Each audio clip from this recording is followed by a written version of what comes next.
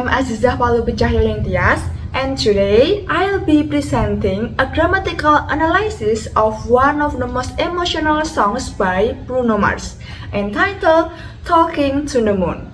Let's see how grammar makes this song hit us even harder.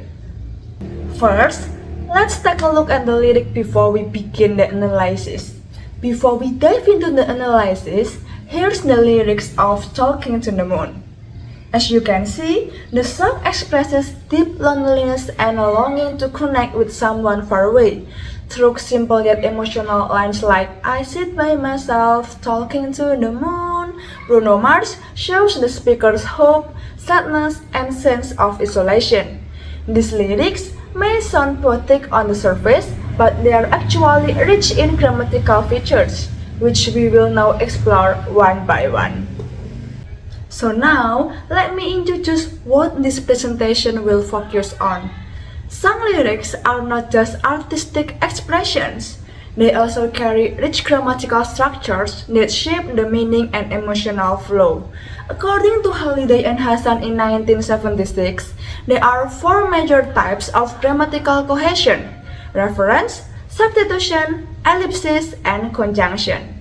In this presentation, I'll analyze Talking to the Moon based on these four cohesive devices to show how they contribute to the song's overall unity and emotional impact. Alright, let's begin with the first one, reference. This lyric makes extensive use of personal reference, such as I, you, my, they, and I am, which clearly show the speaker's close emotional connection with the person being addressed. We also find demonstrative reference in the phrase somewhere out there. The word there points to a distant, imagined location, emphasizing a feeling of longing. However, comparative reference like more, better, or such is not present in the lyric. This shows that the song focuses more on expressing raw emotion rather than making comparisons. Now, let's move on to the next cohesive device, substitution. In this song, we don't find any clear examples of nominal, verbal, or clausal substitution. Bruno Mars tends to repeat certain words or phrases like talking to the moon rather than replacing them in order to emphasize his emotions. For example, while stars in the stars light up my room carries figurative meaning, it's not a grammatical substitution. So, in this case, substitution doesn't play a significant role in building cohesion. Let's continue with the next type of cohesion, ellipsis. Ellipsis refers to leaving out words that are understood from the context. We see this in the phrase trying to get to you, which is a reduced form of I'm trying to get to you. Similarly, talking to the moon is short for I'm talking to the moon. These omissions are typically in song lyrics because they make the line smoother, more rhythmic, and emotional direct.